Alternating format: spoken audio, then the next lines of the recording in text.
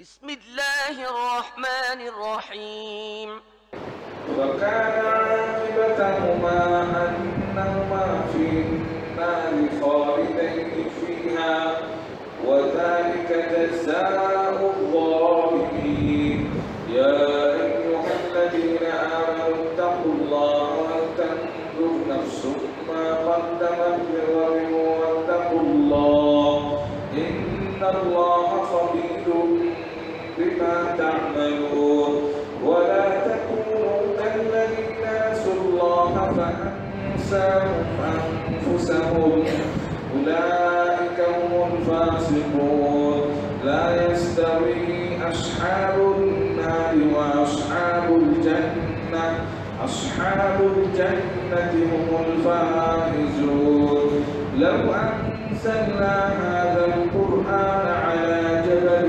لرأيته خاشعا متصدعا من خشية الله وتلك الأمثال نضربها للناس لعلهم يتفكرون والله الذي لا إله إلا هو عالم الغيب والشهادة هو الرحمن الرحيم هو الله الذي لا إله إلا هو الملك القدوس السلام المؤمن المهيمن العزيز الجبار المتكبر سبحان الله عما يشركون والله الخالق البارئ المصور له الأسماء الحسنى يسبح له ما في السماوات والأرض وهو العزيز الحكيم আপনাদের মাঝে এখন বক্তব্য রাখবেন জনাব মতিউর রহমান মাদানী সাহেব। السلام عليكم ورحمة الله وبركاته إن الحمد لله نحمده ونستعينه ونستغفره ونعوذ بالله من شرور أنفسنا ومن سيئات أعمالنا من يهده الله فلا مضل له ومن يضلل فلا هادي له وأشهد أن لا إله إلا الله وحده لا شريك له وأشهد أن محمدا عبده ورسوله صلى الله تعالى عليه وعلى آله وصحبه وسلم تسليما كثيرا أما بعد সম্মানিত ভাতৃমণ্ডলী, আল্লাহ রাব্বুল আলামিনের প্রশংসা এবং প্রিয় নবী সাল্লাল্লাহু আলাইহি সাল্লামের উপর সালাত ও সালামের পর আজ সোমবার 23 মুহররম 1446 হিজরি মোতাবেক 29 জুলাই 2024 আমাদের ধারাবাহিক আলোচনা সহিহুল বুখারীর আহাদিসুল আম্বিয়া রসুলগণ সম্পর্কীয় হাদিসের পর্ব নম্বর 2, হাদিস নম্বর 3329। আলোচনা চলছে আদম আলাইহিস সালামের সৃষ্টি এবং তার সন্তান সন্ততি এই সম্পর্কে। এই হাদিস আনাস রাদিয়াল্লাহু তাআলা আনহু বর্ণনা করেছেন। তিনি বলেন, বালাগা আব্দুল্লাহ বিন সালামিন মাকদামুন নবী সাল্লাল্লাহু আলাইহি ওয়াসাল্লাম মদিনা। আব্দুল্লাহ বিন সালাম ইহুদি আলেম ছিলেন মদিনায়। ইহুদিরা 3টি গোত্র বসবাস করত মদিনায় নবী সাল্লাল্লাহু আলাইহি ওয়াসাল্লামের আমলে, আর 2টি বংশ ছিল আওস খাজরাজ, তারা পৌত্তলিক ছিল, যারা ইসলাম গ্রহণ করে আনসার হয়, তাদের নাম আল্লাহ দিয়ে থাকেন আনসার বা আনসারি। এই আব্দুল্লাহ ইবনে সালাম ইহুদি আলেম ছিলেন, তিনি ইসলাম গ্রহণ করেছিলেন। তার সাক্ষাৎ প্রথম রাসূলুল্লাহ সাল্লাল্লাহু আলাইহি ওয়াসাল্লামের সাথে এই মর্মে যে ঘটনা বলছে, আব্দুল্লাহ ইবনে সালাম রাদিয়াল্লাহু তাআলা আনহুর কাছে খবর পৌঁছিল যে নবী সাল্লাল্লাহু আলাইহি ওয়াসাল্লামের আগমন হয়েছে মদিনায়। মাকদামান নবী সাল্লাল্লাহু আলাইহি ওয়াসাল্লাম বা মাকদামুন নবী সাল্লাল্লাহু আলাইহি ওয়াসাল্লামের আগমন সম্পর্কে খবর পৌঁছিল আব্দুল্লাহ বিন সালামের কাছে মদিনায়, অর্থাৎ মদিনায় তিনি পৌঁছেছেন। ফাতাহু, তারপরে আব্দুল্লাহ বিন সালাম আসলো, এসে বলল, ইন্নী সাইলু কানসার। তখন পর্যন্ত ইসলাম গ্রহণ করেননি, তিনি প্রথম আসছেন, ইহুদি আলেম। 3টি বিষয় সম্পর্কে আপনাকে আমি জিজ্ঞেস করব। লা ইয়ালামুহুন্না ইল্লা নবী, নবী ছাড়া অন্য কেউ এর উত্তর জানে না। আপনি যদি সত্যি নবী হন তাহলে ঠিক উত্তর দিতে পারবেন। আপনাকে 3টি বিষয় সম্পর্কে আমি জিজ্ঞেস করব। কালা, বর্ণনাকারী বলছেন, কালা বললেন, মানে আব্দুল্লাহ বিন সালাম জিজ্ঞেস করছেন, মা আউয়ালু আশরাতিস সাআ, কিয়ামতের প্রথম লক্ষণ কি? কিয়ামতের প্রথম লক্ষণ আলামত। জি, এক প্রশ্ন। ওমা আউয়ালু তাআমিন ইয়াকুলু আহলুল জান্নাহ, জান্নাতীরা সর্বপ্রথম কোন খাবার খাবে? প্রথম কিয়ামতের লক্ষণ কি আর জান্নাতীদের প্রথম খাবার কি? ওমিন আইয়ি শাইইন ইয়ানজিউল ওয়ালাদু ইলা আবিহি ওমিন আইয়ি শাইইন ইয়ানজিউ ইলা আখওয়ালিহি। আর তৃতীয় প্রশ্ন হচ্ছে কী কারণে ছেলে মেয়েরা সন্তান সন্ততি বাপের রূপ ধারণ করে, বাপের মতো দেখতে শুনতে, দাদার মতো, বাপ চাচার মতো নিজের বাবার বংশের মতো হয়, আর কি কি কারণে তার মামা বংশের মতো দেখতে হয়? কোনো ছেলে মেয়ে আপনার আমার আছে যারা বাপ মায়ের বংশের সাথে দেখায় সদৃশ্য বা সাদৃশ্যতা রাখে, আর কোনো ছেলে মেয়ে দেখা যাচ্ছে বাপ মায়ের বংশের সাথে কোনো মিল নেই, দেখতে একবারে পুরো নানা বংশের সাথে, মামা বংশের সাথে। কারণটা কি? তিনটি প্রশ্ন, নবী ছাড়া কেউ জানে না, নবী হলে জবাব দিতে পারবেন। ফকাল রাসূলুল্লাহ, রাসূল তখন বললেন, খাব্বারানি বিহিন্না আনিফান জিবরিল, জিবরাইল আলাইহিস সালাম এক্ষুনি আমাকে এই বিষয়ে জানিয়ে দিয়েছেন। তার নবী সাল্লাল্লাহু আলাইহি ওয়াসাল্লামকে ওহী না করলে তিনি গায়েব জানতেন না। যখন যখন প্রয়োজন, যে রকমের সমস্যা, তখন আল্লাহ ওইভাবে জানিয়ে দিয়েছেন, তখনই ওহী নাযিলের সাথে সাথে। এর থেকে বোঝা গেল যে ওহী সবগুলি কোরআন নয়, কোরআন ছাড়াও আরও অন্য ওহী আছে। তাহলে শুধু কোরআনের ওহী মানব আর অন্য ওহী মানব না যদি কেউ বলে, যেমন যারা নিজেদেরকে আহলে কোরআন বলছে কিন্তু এরা আসলে আহলে কোরআন নয়, কোরআনের সাথে তাদের কোনো সম্পর্ক নেই, এরা হচ্ছে মুনকেরে হাদিস, হাদিস অমান্য করে, হাদিস অস্বীকারী। তারা আর এক ধরনের ওহীকে অস্বীকার করলো, কোরআনের ওহীকে মানব আর হাদিসের ওহীকে মানব না। এটা কোন আয়াতে আছে? এই তিনটি বিষয়ের জবাব কোন আয়াতে আছে? নেই। কোথায় আছে তাহলে? নবী সাল্লাল্লাহু আলাইহি ওয়াসাল্লামের কাছে তাহলে কোরআনে কারীমের আয়াত ছাড়াও ওহী নাযিল হয়েছে, অনেক বিষয় ওহী নাযিল হয়েছে। এই জন্য হাদিসগুলো ওহী, হাদিসগুলো ওহী। বাস কোরআনে কারীমের ওহী হচ্ছে শব্দ অর্থ দুটোই আল্লাহর পক্ষ থেকে, আর হাদিসের ওহীগুলির শব্দগুলি রাসূলুল্লাহ সাল্লাল্লাহু আলাইহি ওয়াসাল্লামের বাক্যগুলি, কিন্তু বিষয়বস্তুটি ভাব মহান আল্লাহর পক্ষ থেকে, সেটি ওহী, দ্বিতীয় ওহী, ইসলামের দ্বিতীয় উৎস। ইসলামের একটি উৎস কোরআন মানব, হাদিস মানব না, সে কখনো মুসলিম থাকতে পারে না, কোনো ইবাদতবন্দি করতে পারবে না, হালাল হারামের অল্পই কিছু জানবে, অধিকাংশই জানতে পারবে না। অধিকাংশ বিষয়ের হালাল হারামের মাসাইল হাদিসে আছে, কোরআনে নেই। কোরআনে শুকুরের গোশত হারাম আছে, তাই না? কুকুর হারাম করে না আছে, কেউ দেখিতে পারবে? বিড়াল হারাম আছে, আচ্ছা বাঘ হারাম আছে, হ্যাঁ শিয়াল হারাম আছে, কোথেকে জানবেন এগুলো তাহলে? হ্যাঁ, সুবহানাল্লাহ। তাহলে এই যারা মুনকেরে হাদিস, হাদিস অস্বীকারী, যারা নিজেদেরকে আহলে কোরআন বলছে, পথভ্রষ্ট, এদের জন্ম পাকিস্তান থেকে, আর তারপরে ভারতে, বাংলাদেশে আজকাল খুব বেশি ছড়িয়ে গেছে, আল্লাহ হেফাজত করুক। এরা কুকুর খাবে, শৃগাল খাবে, বিড়াল খাবে, হ্যাঁ সব খাবে এরা, কারণ কোরআনে কোথাও নেই এগুলো হারামের কথা।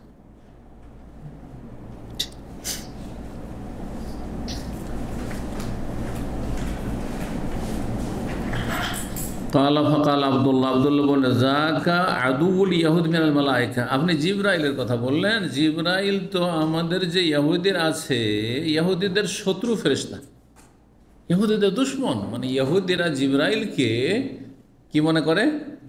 দুশমন মনে করে, ও তো আমাদের জাতির দুশমন। এটা হচ্ছে ইহুদিদের বিশ্বাস। জি, তাহলে একজন ফেরেশতাকে কেউ যদি অস্বীকার করে অথবা তার সাথে শত্রুতা রাখে, সে তো কাফের। মুহাম্মদ রাসূলুল্লাহ সাল্লাল্লাহু আলাইহি ওয়াসাল্লামকে তারা অস্বীকার করে, কাফের। আল্লাহর একত্ব যদি থাকেও, কারণ এই পশ্চিমা দেশে অনেকে জেনারেল শিক্ষিতরা গিয়ে কিছু ইসলাম চর্চা করে আর পথভ্রষ্টও হয়, আবার কিছু ইসলামও চর্চা করে আবার গোমরাহ পথভ্রষ্ট, ইসলামের গণ্ডিতে আসতেই পারেন না। মনে করে লা ইলাহা ইল্লাল্লাহ ঠিক থাকলে জান্নাতে, না মুহাম্মদ রাসূলুল্লাহ ঠিক থাকতে হবে, তো ইহুদি খ্রিস্টান প্রথম কথা তৌহিদবাদী নয়, তাদের তৌহিদের শিরক আছে, তৌহিদ নেই। যদি ধরে নেন যে তৌহিদ আছে, তারা শিরিক করেন, তৃতীয়বাদী বিশ্বাসী নয়, ধরে নেন আপনি, তাহলে মোহাম্মদ রসুল্লাহকে মানে না, কাফির। কোরআন মানে না, কাফির। ঠিক না? জিবরাইল আলাইহিস সালামকে শত্রু মনে করে, কাফির। কত দিক নেবেন কাফের হওয়ার ইহুদি নাসারাদের? সুতরাং তারা কাফের। যদি কেউ সন্দেহ করে যে ইহুদি নাসারা কাফের নয়, তাওহীদের উপর থাকলে, শুধু লা ইলাহা ইল্লাল্লাহ থাকলে জান্নাতি, তাহলে সে মুসলিম হয়নি, সে কোনোদিন মুক্তি পাবে না, যতই নামাজ রোজা হজ যাকাত করুক না কেন, ইসলাম চর্চা করুক। এই জন্য কাফেরদের পাশাপাশি বসবাস করলে ইসলামের সঠিক জ্ঞান থাকতে হবে। ইসলামের সামান্য অল্প জ্ঞান নিয়ে পশ্চিমা দেশে গিয়ে দুনিয়ার গরজে বসবাস শুরু করেছেন, আর গিয়ে নিজে ইসলাম হারিয়ে ফেলেছেন, কাফেরদের সমান সমান হয়ে গেছে। আল্লাহ হেফাজত করুন। দ্বীনের জ্ঞান হচ্ছে অস্ত্র। যার কাছে অস্ত্র নেই তাকে শয়তান ঘায়েল করে দেবে। হ্যাঁ, শয়তান তাকে আছাড় দিয়ে দেবে, যে পরাজিত করে দেবে। রাসূলুল্লাহ সাল্লাল্লাহু আলাইহি ওয়াসাল্লাম বললেন, উত্তর শোনো এখন, আম্মা আউয়াল আশরাতিস সাআহ, সর্বপ্রথম কিয়ামতের লক্ষণ, মানে ছোট লক্ষণ নয়, বড় লক্ষণ। বড় লক্ষণ কিয়ামতের, ছোট লক্ষণ হাজার হাজার আছে, শত শত না, শতাধিক, অনেক, কোনো গণনাই নেই। হ্যাঁ জি, অনেক আছে। মানে ওলামারা বলেননি যে গণনা করে এতটি আছে, 100-200 আছে, না, অনেক। আর ছোটগুলি মাঝারি আছে, আর ছোট আছে। এই জন্য কেউ কেউ কিয়ামতের লক্ষণগুলিকে 3 ভাগে ভাগ করেছেন: ছোট লক্ষণ, মাঝারি মধ্যম লক্ষণ, আর বড় লক্ষণ। বড় লক্ষণ 10টির মতো। এই বড় লক্ষণগুলির প্রথম হচ্ছে ফান্নারুন, একটি বিশাল আগুন দাউ দাউ করে জ্বলে ওঠে। তাহশুরুন নাস, মানুষকে তাড়িয়ে নিয়ে যাবে, সমবেত করবে। মিনাল মাশরিক আল মাগরিব, পূর্ব দিক থেকে পশ্চিম দিকে, পূর্ব দিক থেকে আগুনটি জ্বলে উঠবে আর ব্যাপক আকার ধারণ করবে, দেশকে দেশ জ্বালিয়ে দেবে। আর মানুষ ভয়ে পশ্চিম দিকে পালাবে, কারণ পূর্ব দিকে পালাবার কোনো জায়গায় খুঁজে পাবে। পূর্ব দিক থেকে সমস্ত ফিতনা শুরু হবে। পূর্ব দিক বলতে যত পূর্ব দিক নেবেন, ইরাক থেকে শুরু করে, নবী সাল্লাল্লাহু মদিনা থেকে বলেছেন, তখনকার যুগে পূর্ব বললে কমপক্ষে ইরাক হইত। ইরাক, ভারত উপমহাদেশ, আর ভারতের মধ্যে ভারতে যেগুলো থেকে যেগুলো ভাগ হয়েছে সেসব দেশ, আর তারপরে তার পূর্বে চায়না চলে যান, আর জাপান যান, আর যাই বলেন না পূর্ব দিকে, সমস্ত হচ্ছে ফিতনার দেশ, ফিতনার জায়গা। জি, এবং যুগে যুগে বড় বড় ফিতনা পূর্ব দিক থেকেই প্রকাশ পাবে। আগুনও পূর্ব দিক থেকে আসবে। কোথা থেকে? আল্লাহ, কোন দেশ থেকে, কোন অঞ্চল থেকে, আল্লাহ ভালো জানে। এত এর পিছনে পড়ার দরকার নেই, পূর্ব দিক থেকে ব্যাস। ওয়াম্মা ওয়াল তো আমিন, আর সর্বপ্রথম খাবার, ইয়াকুলু আহলুল জান্নাহ, জান্নাতীরা যে খাবে, জান্নাতে যাওয়ার পরে প্রথম আপ্যায়ন হবে যে খাবার দিয়ে। ফাজিয়াদাতু কাবিদ হুতিন, বিশাল মাছের কলিজার অতিরিক্ত অংশ। হুত বড় মাছ, মাছের কলিজা নয়, শুধু কলিজা বললে অসম্পূর্ণ। কলিজার একটা অংশ যে বেড়ে থাকে, সে অংশটুকু বেশি সুস্বাদু, সেটা প্রথম দেওয়া হবে। তাহলে বোঝা গেল যে গোস্তের চাইতে মাছ বেশি উপকারী, তাই না? মাছের কলিজা দেওয়া হবে। ও আম্মাশাবা, তৃতীয় প্রশ্ন, আম্মাশাবা ফিল ওয়ালাদ, ছেলে মেয়েদের সদৃশ্যতা, যে বাপের বংশে যাচ্ছে, সদৃশ্যতা, দেখতে শুনতে বাপের বংশের মতো, দাদার মতো হয়েছে এটা, এই ছেলেটা আবার চাচার মতো হয়েছে, ওই ছেলেটা নানা ওর মামাদের মতো হয়েছে। বলছেন কখনো বাবার দিকে যাচ্ছে কোনো ছেলে, কখনো ছেলে মেয়ে, কখনো মামাদের দিকে। কারণটা কি? বলছেন ফায়দার রাজুল ইযা গাশিয়াল মারআতা, যখন কোনো পুরুষ সহবাসে মিলিত হয় স্ত্রীর সাথে, ফাসাবাকাহা মাউহু, আর স্ত্রীর আগেই তার বীর্যপাত হয়। সাবাকা, আগেই বীর্যপাত হয়। মাউন মানে বীর্য, জি, মাউন মানে পানি, পানি মানে বীর্যের পানি। কানা সাবা লাহু, যদি আগে বীর্যপাত হয় পুরুষের, তাহলে দেখতে কার মতো হয়? বাবার মতো, বাবার বংশের মতো হয়। ওয়াইজা সাবাকা মা ওহা কানা সাবা লাহু, যদি স্ত্রীর বীর্যপাত আগে হয়ে যায়, তাহলে কানা শাবাহুল্লাহা, তার সদৃশ্য হয় বা তার বংশের সদৃশ্য হয়, মামাদের মতো হয়ে গেল, মায়ের মতো দেখতে হয়ে গেল। জি, সেটা আপনার লম্বা হওয়া খাটো হওয়ার দিক থেকে হোক, বা রঙের দিক থেকে হোক, অথবা রূপ চেহারার দিক থেকে হোক। জি, বিভিন্ন দিক থেকে সদৃশ্যতা। কালা, এই যে তিনটি উত্তর দিয়ে দিলেন রাসূলুল্লাহ সাল্লাল্লাহু আলাইহি ওয়াসাল্লাম, ওহী ভিত্তিক উত্তর। কালা, তখন আব্দুল্লাহ ইবনে সালাম সারেন্ডার করছেন।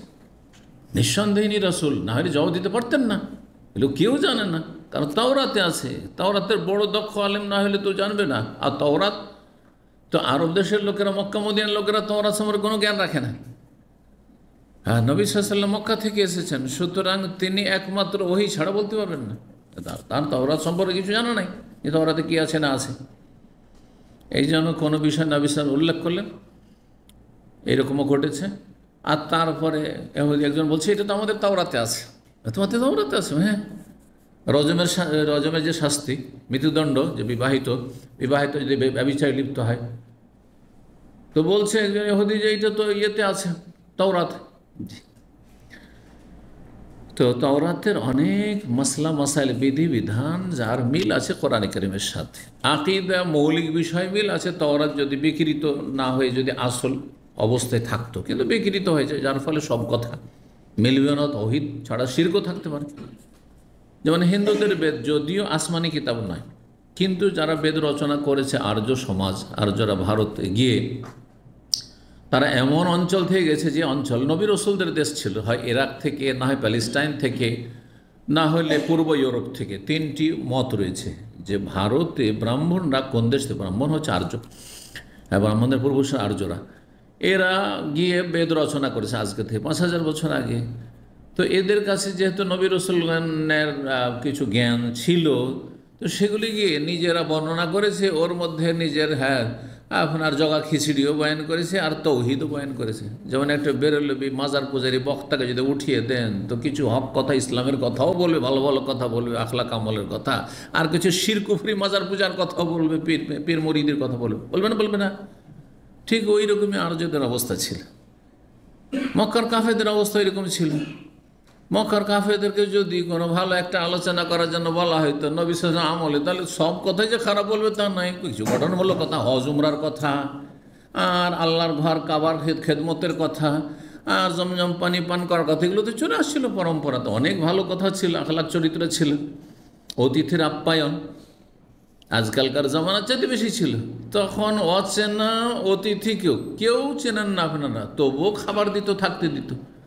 এখন আপনাদের কেউ একটা অচেনা লোক যদি এখানে চলে আসে, ও দার্শনে চলে যে খোঁজও নেবেন না তার, যে চলো ভাই তুমি থাকবে কোথায় আর খাবে কোথায়, চলো আমি খাওয়াই তোমাকে, বুঝে নেবেন।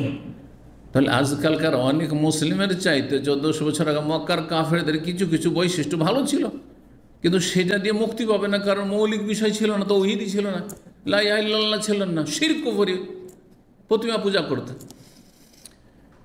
তো কেউ ভালো কথা বললেই তাকে সহি আকীদার লেভেল দিয়ে দেওয়া, যে এক শ্রেণীর অল্প বিদ্যাওয়ালা ফেসবুকের কিছু যে আপনার মুজাহিদ আছে, এদের একটি গুমরাহি। যদি দুই একটা সহি কথা বললে দেয় কোনো বক্তা, উনি তো সহি আকীদার ভালোই কথা বলেন, তুমি জানলে কি করে সব ভালো কথা বলেন?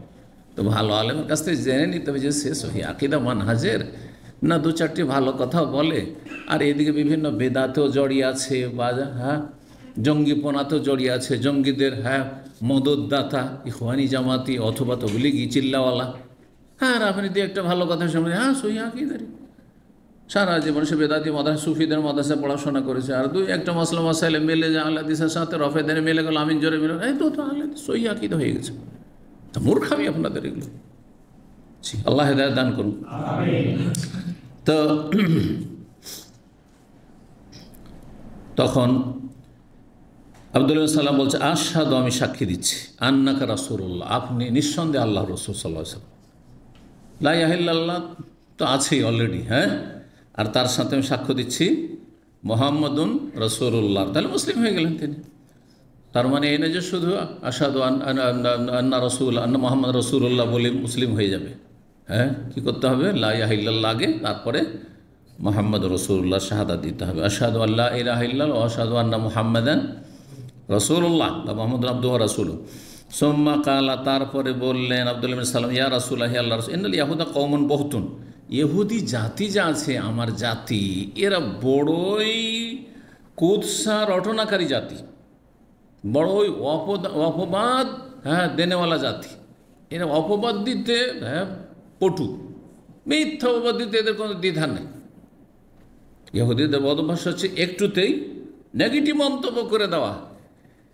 সুতরাং শোনেন, ইন আলিম বি ইসলামী কাবলা আন তাসআলাহুম, তাদের সাথে আপনার দেখা সাক্ষাৎ হবে, যেহেতু মদিনা আপনি তশরিফ নিয়ে এসছেন, তারা যদি জানতে পারে যে আমি ইসলাম গ্রহণ করেছি, তাদেরকে জিজ্ঞাসা করার আগেই যদি জেনে নেই বাহাতুন ইনদাক, তাহলে আপনার সামনে এসে আমার কুৎসা রটাবে, আমার সম্পর্কে নানা মিথ্যা অপবাদ দেবে, মিথ্যা অপবাদ দেবে।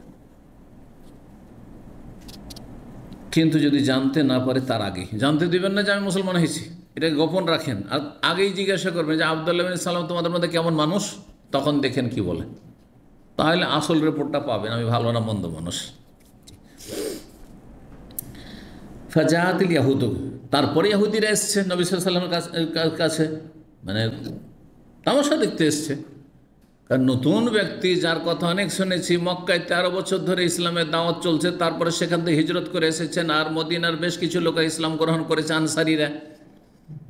তো মদিনায় 4 রাত দিন হচ্ছে নবী সাল্লাল্লাহু আলাইহি ওয়াসাল্লামের, আর তিনি চলে এসেছেন মদিনায়। ইহুদিরা আসলো, দাখালা আব্দুল্লাহ বাইত, তখন আব্দুল্লাহ একটু ঘরের ভিতরে ঢুকে লুকিয়ে গেলেন, যে আমি লুকিয়ে গেলাম, কারণ আমি থাকলে তো বুঝে নেবে যে আমি মুসলমান হয়ে গেছি, ও আগে চলে এসেছি, আমি চোখের আড়ালে চলে গেলাম, আর আমার সম্পর্কে জিজ্ঞাসা করি তাদেরকে। ফাকালা রাসূলুল্লাহ সাল্লাল্লাহু আলাইহি ওয়াসাল্লাম বললেন, আইয়ু রাজুলিন ফিকুম আব্দুল্লাহ বিন সালাম, আব্দুল্লাহ বিন সালাম তোমাদের মাঝে কেমন মানুষ, কি ধরনের মানুষ?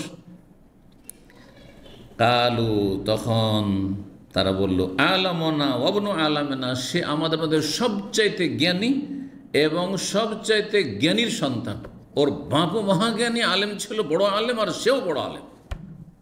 জি, আলেমের ছেলে আলেম। ওয়া খাইরুনা ওয়াবনু খাইরিনা, বা ওয়া খিয়ারুনা ওয়াবনু আখিয়ারিনা, আমাদের মধ্যে সবচাইতে ভালো মানুষ, খায়ের মানে ভালো, উৎকৃষ্ট, সবচাইতে উৎকৃষ্ট ভালো মানুষ এবং সবচাইতে ভালো মানুষের সন্তান। ফাকাল রাসূলুল্লাহ সাল্লাল্লাহু আলাইহি ওয়াসাল্লাম, তখন রাসূল ইহুদিদেরকে বলছেন, আফারায়াত, আচ্ছা বলো তো, ইন আসলাম আব্দুল্লাহ, তাহলে যখন তোমাদের মধ্যে ভালো মানুষ আর সবচেয়ে বড় আলেম মানুষ, ওর চেয়ে বড় আলেম তোমাদের সমাজে কেউ নেই, মদিনায়, তাহলে সে যদি ইসলাম গ্রহণ করে নেয় তো কি বলবে? সে যদি মুসলমান হয়ে যায়, ধরো মুসলমান হয়ে গেছে, তাহলে কি বলবে? যে না, হইতেই পারে না, এটা হইতেই পারে না। কালু, তখন ইহুদের বলে, আযাহুল্লাহু মিন যালিক, আল্লাহ তাকে রক্ষা করুক, ও যেন মুসলমান না হয়, আল্লাহ তাকে পানায় রাখো, রক্ষা করুক, নাউযুবিল্লাহ। তাহলে অসৎ লোকও কিন্তু দোয়া করে আল্লাহর কাছে, অসৎ লোকও, জালেমও দোয়া করে যে জালেমকে ধ্বংস করেন, করে না, করে না, নিজেই জুলুম করছেন, হ্যাঁ, নিজেই ফিতনা ফাসাদের কারণ, নিজেই আপনি হয়তো এ আগুন লাগিয়েছেন, আর নিজেই দোয়া করছেন যারা আগুন লাগিয়েছে তাদেরকে আল্লাহ কি করুক, সর্বনাশ করুক। তা আপনারও একটা ভাগ থাকছে, একটা ভাগ থাকছে, যত লোক অংশ নিয়েছেন সবারই এতে ভাগ থাকবে। কিন্তু এই জন্য সবসময় কখনো অশান্তি সৃষ্টি করবেন না, শান্তিকে বহাল রাখার চেষ্টা করবেন, আল্লাহ তৌফিক, না হলে বেঁচে থাকবে। বুঝছেন না যে কোনটাতে শান্তি কোনটা অশান্তি, বুঝছেন না, তাও দূরে থাকবেন। আমি যখন বুঝি না যে এতে শান্তি হবে না, অশান্তি, তো আমি যাবোই না। এটা হচ্ছে ফিতনাকে এড়িয়ে চলা, ফিতনা থেকে বেঁচে থাকা, ফিতনার জামানায়। আর আপনাকে মন্তব্য করতেই হবে, আপনার একটা কিছু বলতেই হবে, আপনার মতামত নেই, আপনি কিছু বলছেন না, হ্যাঁ, মুখ বন্ধ করে বসে আছেন, কলু কেটে বসে আছেন, না না না ভাই, আমার এই ক্ষেত্রে বলে আমি ফাঁসতে চাই না, তোমার ফাঁসো। জি, ফাখারাজ আব্দুল্লাহ, তখনই আব্দুল্লাহ বিন সালাম বেরিয়ে এসছে, এলাইহিম, তাদের সামনে, আর এসে বলছে, আশহাদু আল্লা ইলাহা ইল্লাল্লাহ ওয়া আশহাদু আন্না মুহাম্মাদান রাসূলুল্লাহ। ওদের সামনে একবারে আমি সাক্ষ্য প্রদান করছি আল্লাহ ছাড়া কোনো সত্য মাবুদ নেই, আরও সাক্ষ্য প্রদান করছি মুহাম্মদ আল্লাহর রাসূল, একবার ওদের সামনে। সাথে সাথে বলছে, শাররুন আবনু শাররিনা, সে খুব খারাপ মানুষ, ওর বাপও খুব খারাপ মানুষ ছিল, ওয়াকাফি, আর তারপরে তাকে গালাগালি শুরু করে দিল, একবার অমানুষ বানিয়ে দিল তাকে, সুবহানাল্লাহ। হ্যাঁ, কত খারাপ জাতি ইহুদি জাতি, চিন্তা করেন। এই ইহুদি চরিত্র যদি আপনার মধ্যে থাকে, আপনার দলের মধ্যে থাকে, তার সম্পর্কে নেগেটিভ কিছু জানেন না। আমাদের কোরআন সুন্নাহর যারা আলেম, যাদেরকে বেদাতিরা গাল দেয়, তার মধ্যে সবচেয়ে বেশি ভাগ আমার। তো যারা জানে না যে ওদের দোষ ত্রুটি ধরেছি, ধরেন জামাত ইসলামের উপর আমার বক্তব্য আছে, শুনে জানে না কিন্তু এই বিষয়টা, অথবা তবলিগ জামাত সম্পর্কে যে আমার অপারেশন আছে জানে না, আর তারপরে আমার ধরে নামাজের ওপর বক্তব্য বিষয়ভিত্তিক, রোজার ওপর, হজের ওপর বিষয়ভিত্তিক আলোচনা শুনেছে। হ্যাঁ, আলোচনা তো শুনে ভালো লাগে। তারপর যদি বলে আচ্ছা বলুন তো দেখি জামাত ইসলামের কিন্তু ভুল ধরেছে, কিন্তু এটা হইতেই পারে না, ধরেছে, তাহলে খুবই খারাপ মানুষ। হ্যাঁ, তাহলেও কাফেরদের এজেন্ট, কাফেরদের এজেন্ট সে। হ্যাঁ, তবলিগ জামাতের ভুল ধরেছে, দেওবন্দি কমের ভুল ধরেছে, তার মানে ও হোক কাফেরদের দালাল, ইহুদিদের দালাল। আউযুবিল্লাহ মিনাশ শাইতানির রাজিম। চরিত্র ইহুদি চরিত্র এটি, ইহুদিদের বদ চরিত্র এটি। 3330 নম্বর হাদিস, হাদিস বর্ণনা করছেন আবু হুরায়রা রাদিয়াল্লাহু তাআলা আনহু, আগের হাদিসের মতো। তারপর লাউলা বানু ইসরাইল, তাতে আরেকটা অংশ রয়েছে, বনি ইসরাইল যদি না আসতো, ইসরাইল বংশ, ইয়াকুব আলাইহিস সালামের বংশ বনি ইসরাইল, বনি ইসরাইল যদি না আসতো, আর তারা যদি কি না করতো, প্রয়োজনের অতিরিক্ত তারা গোশত জমিয়ে না রাখতো। মান্না সালওয়া যখন আল্লাহ ওদেরকে দেওয়া শুরু করলে ফিরি ফিরি, এই ফিরি ফিরি খাবার বনি ইসরায়েলের পেয়েছে, আমরা পেয়েছি। সারা জীবন খেটেই খেতে হচ্ছে আমাদেরকে, তাই না? আলেমান আর জাহেলান সবাইকে কিন্তু মেহনত করে রোজগার করতে হচ্ছে। আর ওদেরকে আল্লাহ কত নিয়ামত দিলেন। এইদিকে ফেরাউনের জুলুম থেকে আল্লাহ মুক্তি দিলেন, হ্যাঁ, আর তারপরে বাড়ি নেই, ঘর নেই, সে তিহের ময়দানে খোলা মাঠ, ওয়াজালনাল আলিমুল গামাম, আকাশ সবসময় মেঘমালায়, ও বাড়ির মতো ছায়া, সবসময় ঠান্ডা। এসির ব্যবস্থা আল্লাহ সৃষ্টিগত এসির ব্যবস্থা করে দিলেন, খোলা মাঠে এসি। ওয়ানজালনা আলিমুল মান্না ওয়াসসালাম, মান্না এবং সালওয়ার খাবার, এক ধরনের হালুয়া, আর সালওয়া এক ধরনের পাখির গোস্ত। পাখির গোস্ত, আমার পাখির গোস্ত মাসকে মাসে অনেকেই পান না, বছরেও পাননি হয়তো। পাখির গোস্ত, যত গোস্ত রয়েছে তার মধ্যে সবচাইতে কম ক্ষতির গোস্ত, যাতে লাভ আর লাভ ফায়দাই রয়েছে, সেটা পাখির গোস্ত।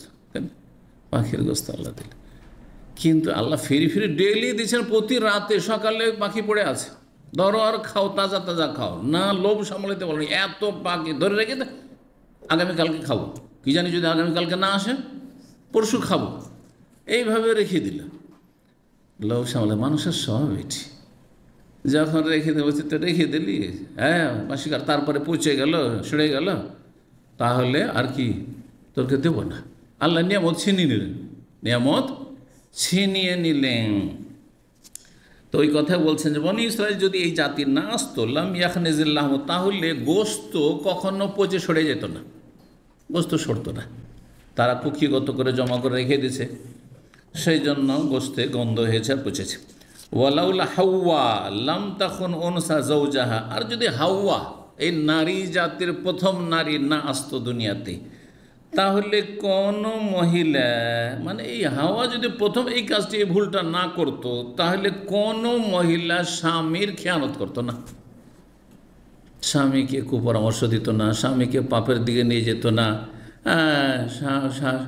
স্বামীর ক্ষেত্রে অন্যায় করতো না, সেটা খেয়ানত। সে তার সতীত্বের ক্ষেত্রে হোক খেয়ানত, যেমন পরকীয়া, অথবা আর কিছু। তো হাওয়া কি খেয়ানত করেছেন?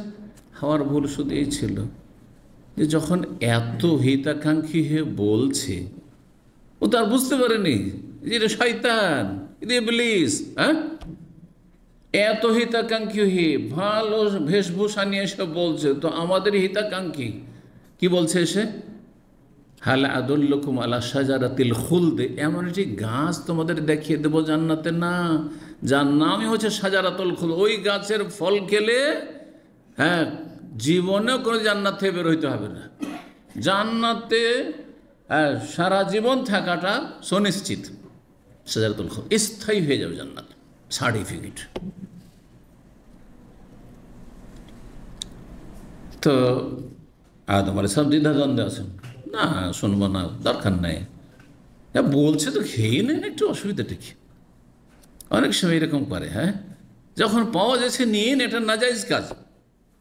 ধরেন অফিসার ঘুষ খেতে চায় না, কিন্তু স্ত্রীর ইমান দুর্বল, এসে গল্প করছে যে আজকে এমন একটা লোক এসেছিল অফিসে কাজের জন্য, তার কাজটা যদি একটা সাইন করে দিতাম না তো লাখ লাখ টাকা ঘুষ পেয়ে যেতাম। তাই নাকি?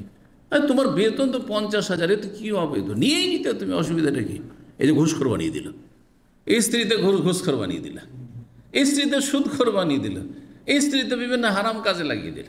জি, তো প্রথম নারী হাওয়া এই কাজটি যদি কুপরামর্শ না দিতেন আদম আলাইহিস সালামকে, তাহলে কোনো মহিলা আর এরকম কুপরামর্শ দিয়ে বিভ্রান্ত করতে পারত না।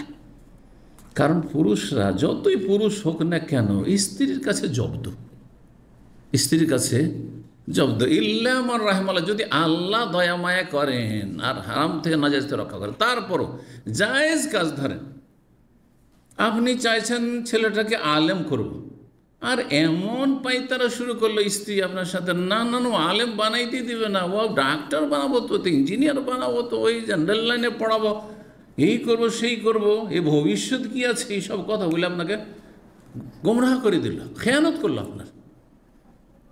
কারণ ওই যে প্রথম খেয়ানত করেছে হাওয়া তার স্বামীর সাথে, আমরা সবাই তখন ভুক্তভোগী।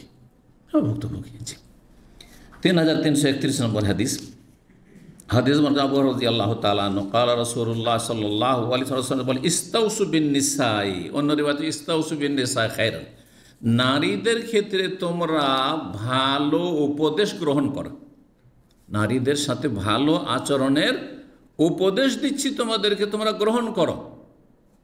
পুরুষদেরকে সম্বোধন করে নবী সাল্লাল্লাহু আলাইহি ওয়াসাল্লাম বলছেন, কেন? ফাইনাল মার আতা খুলিকাত মিন দিলাইন, কারণ নারী জাতিকে সৃষ্টি করা হয়েছে বাঁকা পাঁজরের হাড় থেকে।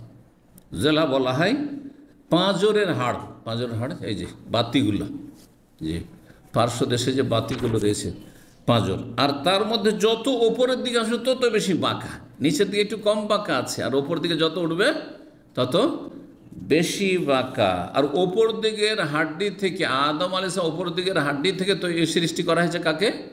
হাওয়াকে। সুতরাং নারী জাতি সবচেয়ে বেশি টেঁড়া বাঁকা হাড্ডি থেকে সৃষ্টি করা হয়েছে, বাঁকা হাড্ডি থেকে সৃষ্টি করা হয়েছে। বলছেন ওয়াইন আলোয়ার, সবচেয়ে বেশি বাঁকা হাড় হচ্ছে এ পাঁজরের হাড়ের ওপর অংশটুকু, ওপরের হাড়টা, আর সেটা দিয়ে সৃষ্টি করা হয়েছে কাকে? আদম আলাইহিস সালামকে। জি, এইটা হচ্ছে বাহ্যিক অর্থ। সুতরাং এতে অপব্যাখ্যার বা রূপক অর্থে নেওয়ার কোনো সুযোগ নেই। কারণ অনেকেই বলছেন না না হাড্ডি থেকে সৃষ্টি করা হয়নি, না নারীদেরকে এটা একটা রূপক অর্থে ব্যবহার হয়েছে। না, নবী সাল্লাল্লাহু আলাইহি ওয়াসাল্লাম বলছেন যে বাঁকা হাড্ডি থেকে তৈরি করা হয়েছে।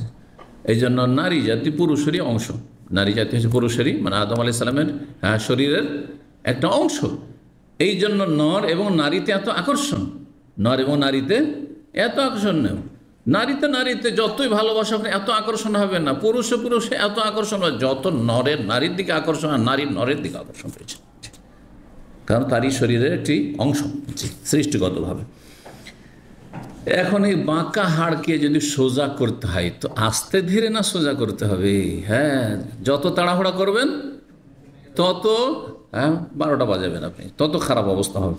ফাইন জাবতা তকিমাহু, যদি আপনি যান সেই বাঁকা হাড়কে সোজা করতে, কাসারতাহু, যে আমি সোজা করব তো ছাড়বো, সোজা হবি না, হ্যাঁ সোজা হবি না, তুই সোজা অবশ্যই করব, তাহলে কি হবে? ভেঙে ফেলবেন আপনি, কেন বাঁকা হাড্ডি। ওয়াইন তারাক্ত, আর যদি বলেন যে সোজা হবি না তো যা, হ্যাঁ আদা খাবি সাত পে, তুই যা পারবি তাই কর, আমি কিছুই বলবো না, তাহলে সারা জীবন বাঁকা থেকে যাবে। তাহলে এইটাও করা যাবে না, সোজা করব তো ছাড়বো, হ্যাঁ এইটাও চলবে না, এত শক্ত হয়, আর কিছুই বলবো না, এইটাও চলবে না। কি করতে হবে তাহলে? একটু একটু করে টান দিয়ে সোজা করার চেষ্টা করতে হবে, একটু একটু করে হালকা করে সোজা করার চেষ্টা করতে হবে। হালকা হালকা করে যদি আপনি সোজা করার চেষ্টা করেন, পুরো সোজা নাও হলো কিছুটা তো হবে, কিছুটা হবে। বলছেন ওয়াইন তারাক্তাহু লাম ইয়াজাল আওয়াজ, আর যদি আপনি ছেড়েই দেন যে আমি একটু সোজা করার চেষ্টা করব না, তো সেটা সবসময় কি হয়ে যাবে? বাঁকা থেকেই যাবে। ফাস্তাউসু বিন নিসা, সুতরাং নারীদের ক্ষেত্রে ভালো উপদেশ নাও, মানে উপদেশ দিতে থাকো, নারীদেরকে ভালো উপদেশ দিতে থাকো, তাদের সাথে সদাচরণ করতে থাকো।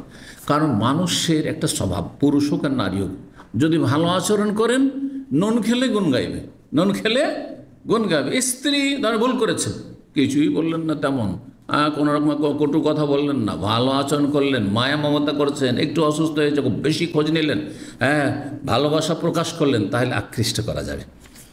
আর যদি সবসময় যদি এই আরব দেশে একটি ভাষায় গিরগির আছে না, গিরগিরটা তো জানেন, আমার দেশের লোক আবার বুঝবে না, কারণ বক্তব্য তো আমার অন্যরাও শুনবে। তো গিরগির মানে কি, বেশি যদি বকর বকর করতে থাকেন সবসময়, একটু ভুল করলে শুধু বক বক করতে আছেন, বকতেই আছেন, বকা দিতেই আছেন, তাহলে বিরক্ত হয়ে যাবে আর আপনার কোনো কথা শুনবে না, ঘৃণা ছড়াবেন না। যেন নবী সাল্লাল্লাহু আলাইহি ওয়াসাল্লাম বাশশিরু, আশ্বস্ত করো, আশ্বস্ত করে, ওয়ালা তুনাফিরু, ঘৃণা ছড়ায়ও না, যাতে ঘৃণা হয়ে যায় এমনটা করিও না।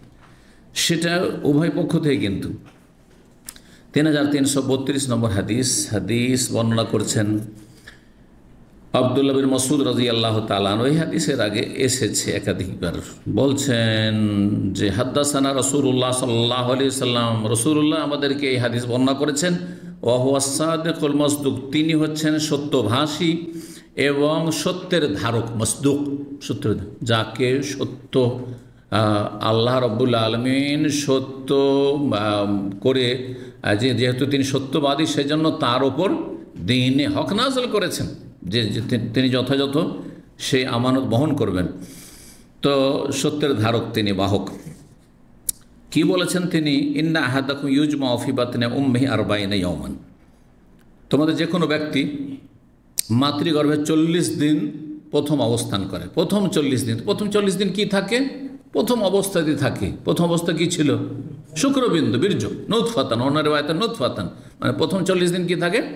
সহবাস হলো, সহবাস পরে 40 দিন সে বীর্য রূপেই থাকে, জি, শুক্রবিন্দু রূপে।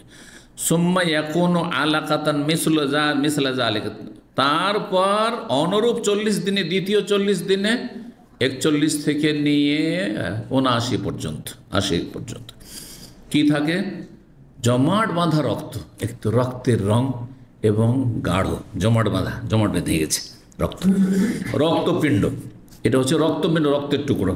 সোম্মা এখন মুযগাতা মিসলা যালিকা, তারপরে অনুরূপ সময়কালে, মানে তৃতীয় 40-এ, মানে 81 থেকে শুরু করে 120 পর্যন্ত, এই সময়কালটাই গোস্তপিণ্ডে পরিণত হয়।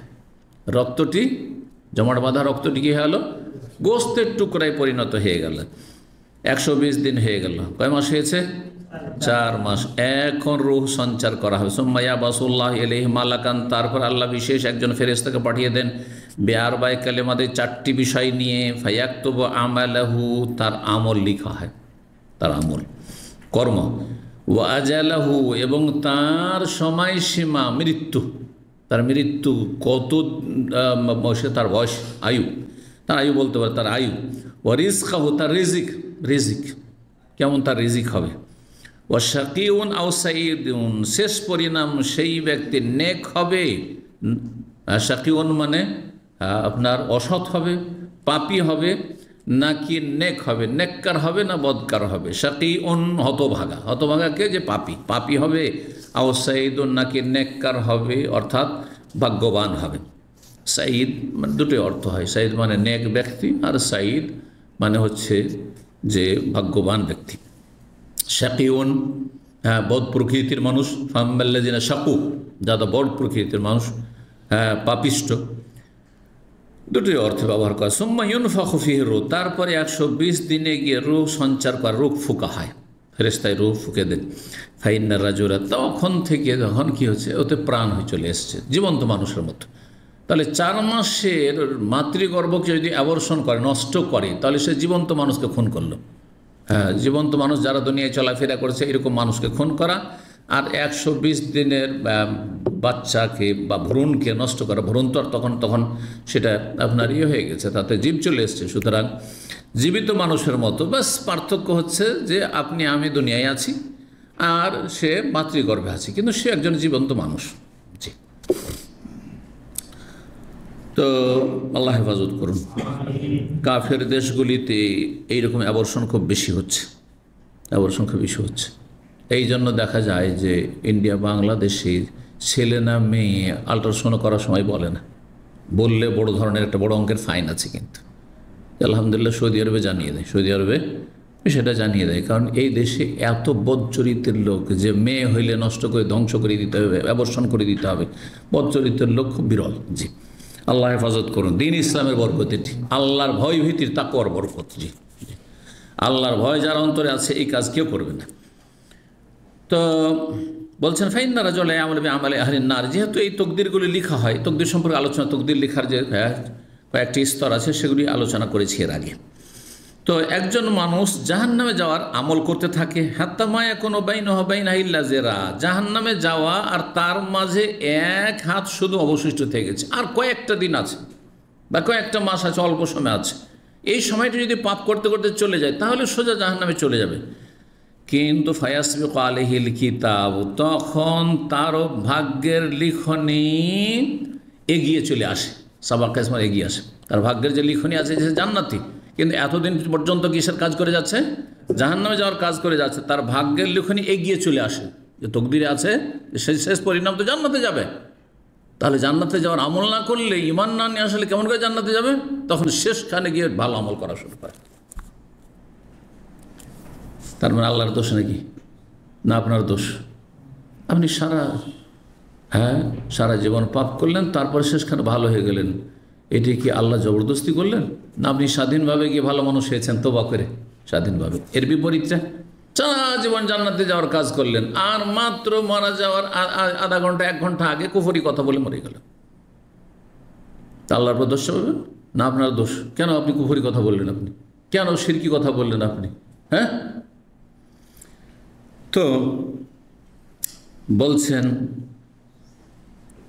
যে ফায়াসবিকু আলাইহিল কিতাব, তার ভাগ্যের লিখনি এগিয়ে আসে। ফায়া আমালে আহলিল জান্নাহ, জান্নাতীদের আমল করা শুরু করে। ফায়াদখুলুল জান্নাহ, তারপর শেষ পর্যন্ত জান্নাতে চলে যায়। অথচ সারা জীবন 60 বছরের মধ্যে হয়তো 50 বছর 55 বছর অথবা মাত্র 1-2 মাস শেষ দিকে শুধু হেদায়েত নসিবে পাক্কা মুসলিম হয়েছে। তার আগে সে নাস্তিক ছিল অথবা মাজার পূজারী মুশরিক ছিল।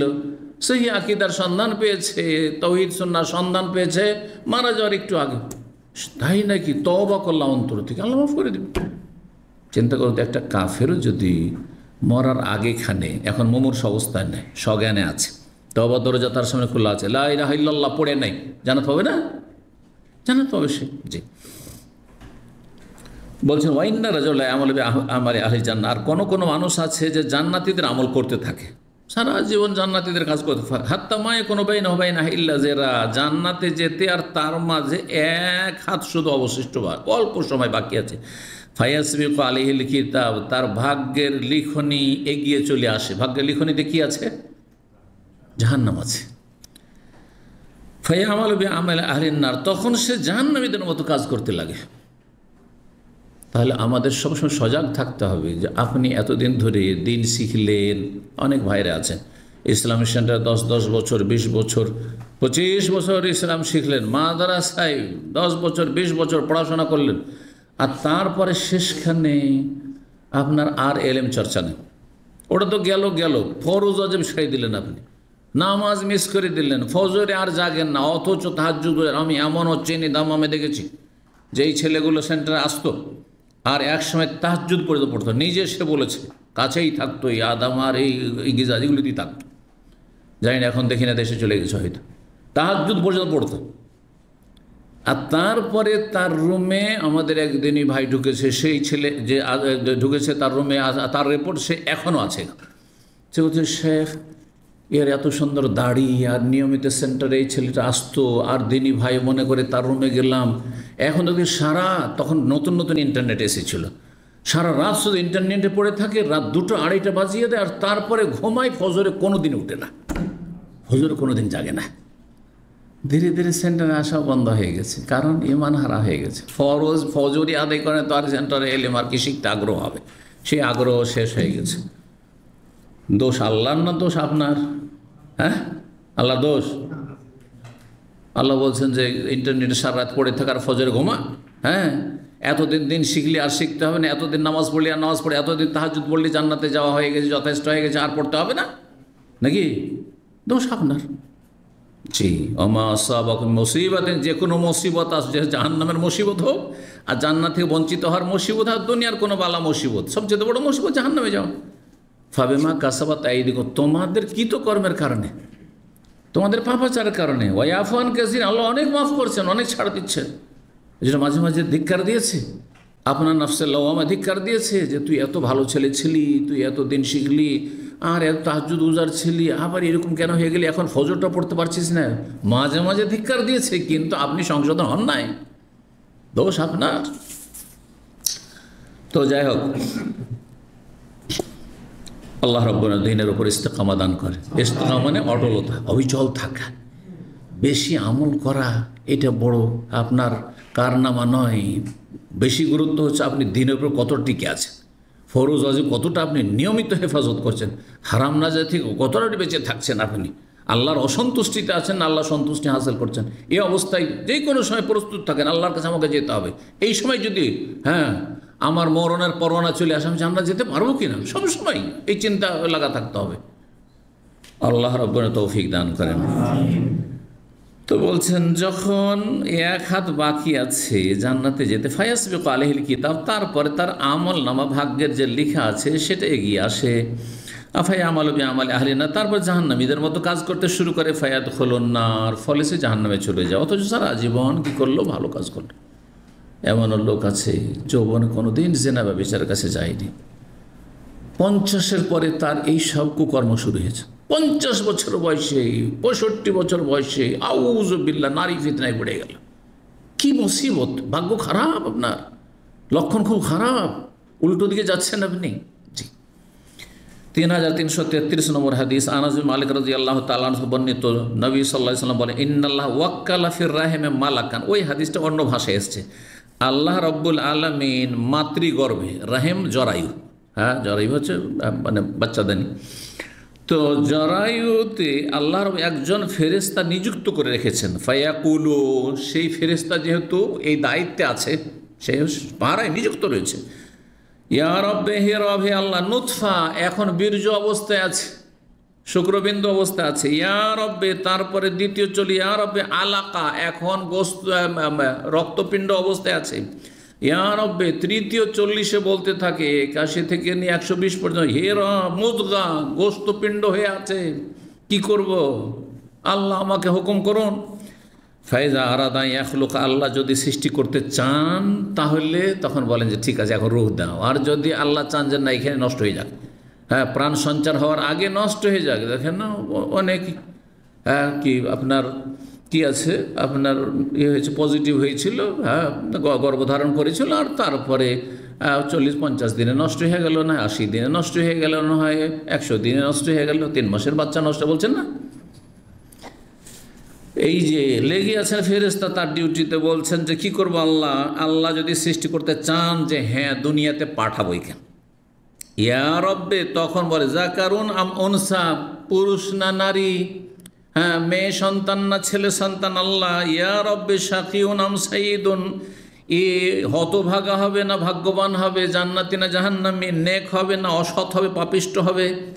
তারপরে জিজ্ঞাসা করে ফেরেশতা, ফামার রিজক, আল্লাহ কতটা রিজিক তাকে দেওয়া হবে, ফামাল আজালু, কত আয়ু তাকে দেওয়া হবে, কখন কোন সালে তার মরণ, কোথায় তার মরণ, কি অবস্থায় তার মৃত্যু, আজাল মানে মৃত্যু। জি, ওয়ালা ইউআখির আল্লাহু নাফসান ইযা জাআ আজালুহা, মানে নির্ধারিত সময়সীমা, নির্ধারিত সময়সীমা বলতে আল মৌত, মরণ। জি, কেন ফায়াকতুবু কাযালিকা ফি বাতনি উম্মিহি, এইভাবে যেভাবে আল্লাহ হুকুম করে এটা লেখো, এটা লিখো, এটা লিখো, ওইভাবেই লিখতে থাকেন এই ফেরেশতা। বা ফায়ুক্তাবু কাযাল, এইভাবেই লিখা হয় ফি বাতনি উম্মিহি, তার মাতৃগর্ভে। জি, 3334 নম্বর হাদিস, আনাস রাদিয়াল্লাহু তাআলা আনহু মারফু বর্ণনা করেছেন, মানে নবী সাল্লাল্লাহু আলাইহি ওয়াসাল্লাম থেকে বর্ণনা করেছেন, আন্নাল্লাহ তাআলা ইয়াকুলু লি আহওয়ানি আহলিন নারি আযাবান, জাহান্নামীদের সবচাইতে হালকা আযাব যেই জাহান্নামীকে হবে তাকে মহান আল্লাহ বলবেন, সে জাহান্নামে জ্বলছে, একবারে হালকা আযাব, পায়ের তলায় হালকা আগুন আছে, যেমন আবু তালেবের ক্যাটাগরির হালকা আযাব মাত্র। লাউ আন্না লাকা মা ফিল আরদি মিন শাইইন, আচ্ছা বলো তো সারা পৃথিবীর সমস্ত ধন সম্পদের মালিক তুমি যদি হয়ে যাও, সব যদি তোমার হয়ে যায়, কোনটা তাফতারি বিহি, তাহলে এই জাহান্নাম থেকে মুক্তির জন্য সারা দুনিয়া তুমি আমাকে দিয়ে দেবে। এখন আল্লাহর নাম, হে আল্লাহ, আল্লাহ যদি দুনিয়া আমাকে দিয়ে দাও, গোটা দুনিয়া তোমাকে দিয়ে দেবো, আর জাহান্নাম থেকে আমি মুক্তি চাই। জি, ফিদিয়া মানে মুক্তিপণ দিতে চাই। আল্লাহ তখন আল্লাহ বলবে ফাকাল সাল তোকা মাহু আহওয়ানা মিন হাজা, তোমার কাছে এর চাইতে একেবারে সামান্য কিছু চেয়েছিলাম। দুনিয়া চাইনি, দুনিয়ার ধন দৌলত চাইনি। মা উরিদু মিনহুম রিজকান ওয়া মা উরিদু আন ইউতঈমুন, আল্লাহ বলছেন সূরা জারিয়াতের আয়াত নম্বর 56 রয়েছে, ওয়া মা খালাকতুল জিন্না ওয়াল ইনসা ইল্লা লিয়াবুদুন, জিন এবং মানুষকে আমি সৃষ্টি করেছি একমাত্র আমার ইবাদতের জন্য। মা উরিদু মিনহুম রিজক, আমি ইবাদত চাই তাদের কাছ থেকে, আমি রিজিক টাকা পয়সা ইনকাম চাই না। তোমার ইনকাম তোমার, তোমার বাড়ি ঘর তোমার জমি জায়গা তোমার।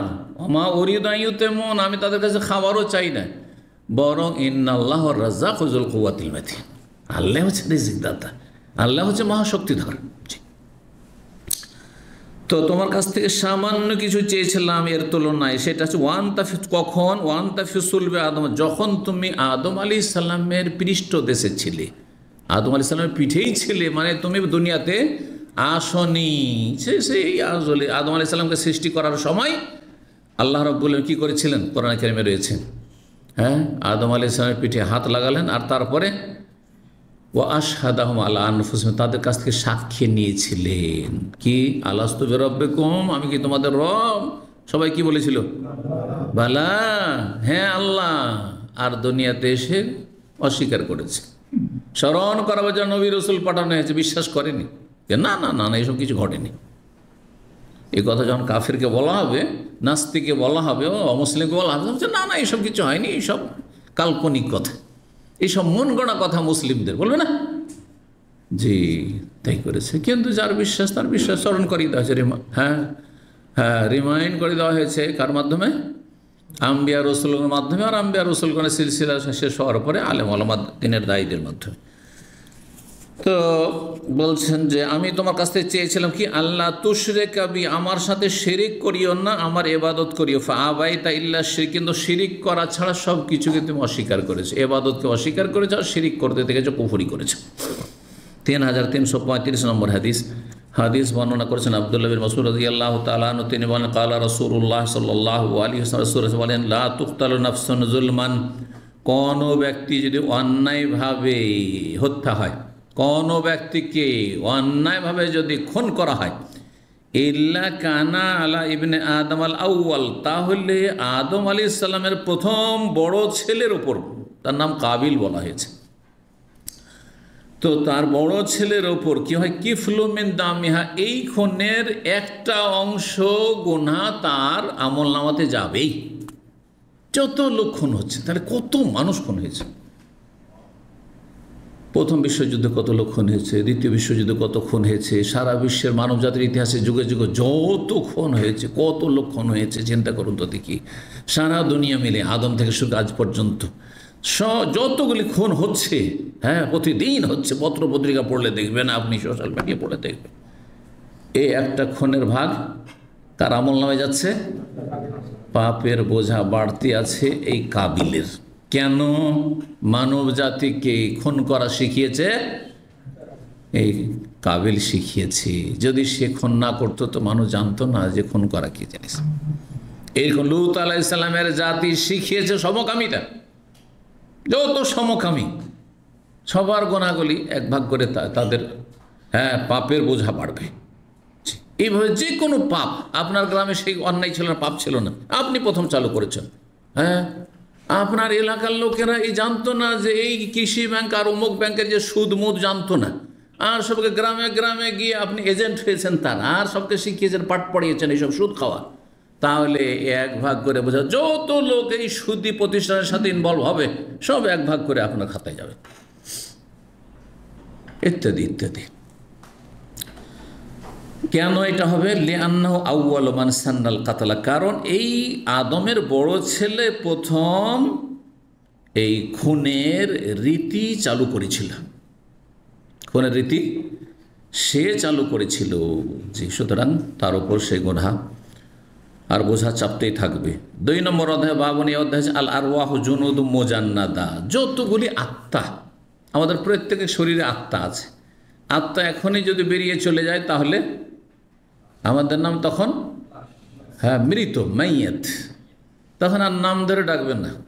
হ্যাঁ, যে চলো শেখকে উঠিয়ে নিয়ে যায়, বলে যায় চলো কিনে মাইয়াতকে উঠাও। হ্যাঁ, মাইয়াতকে চলে, মাইয়াতকে দাফন করতে হবে। আল্লাহু আকবার। তাহলে শরীরের কোনো মূল্য আছে? কোনো মূল্য নেই। আমি তো বিভিন্ন দিক থেকে বলি শরীরের কোনো মূল্য নেই। শরীরে আত্মা আছে, সেই জন্য আপনার দিকে আপনার স্ত্রীর আকর্ষণ আছে। চিন্তা করেন, যদি বলেন যে আমি সন্ধ্যাবেলা আসছি, আর তারপর সন্ধ্যা যেতে পারলেন না, সকালে হল, সেই রাত পার হবে না আপনার স্ত্রী, তাই না? কত আপনার ওপর তার টান রয়েছে, কিসের জন্য? আত্মা আছে সেই জন্য।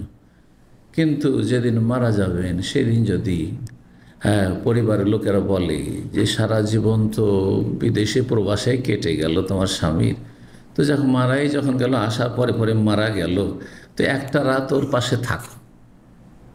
কোনো মহিলা থাকবে? মহিলারা ভাবে যে না, আমাদের উপরে দোষ চাপেছে, আপনি থাকবেন? আপনার স্ত্রীর কত টান আপনার, তাই না? দিনে ফিরি ফোন পেয়েছেন, আর এই সোশ্যাল মিডিয়ার যে ফ্যাসিলিটি পেয়েছেন, হাইরি। এক সময় চিঠিটাও নসিব হচ্ছিল না, মাসে একটা চিঠি আসতে আর যেতে 1 মাস হয়ে যেত। জি, অনেক সময় এরও বেশি, চিঠি মরিয়ে গেলে এলোই না। এটা বেশি দিন নয়, এইখানে দামামে এই অবস্থা ছিল। আজকে থেকে 25 বছর 20 বছর আগে এই অবস্থা ছিল এখানে। জি, তো সুবহানাল্লাহ, আপনাকে যদি বলা হয় যে স্ত্রী মারা গেছে, একটা রাত কাটাও, তার পাশে ঘুমাইতে হবে, কেউ থাকবে না তোমার পাশে। যেমন স্বামী স্ত্রী ঘুমাও, ওই রকমই তুমি এই মৃত্যুর লাশের পাশে ঘুমাও। পারবেন? আপনাদের কেউ তৈরি হবেন? তাহলে এই শরীরের কোনো মূল্য আছে? এত যত্ন করছেন, আর এত হারাম খাওয়াচ্ছেন, এত হারাম উপার্জন করছেন, কোনো মূল্য নেই। আসল মূল্য হচ্ছে রুহের। তাহলে রুহের মূল্য যখন বেশি, তো রুহের আহারের মূল্য বেশি দিতে হবে।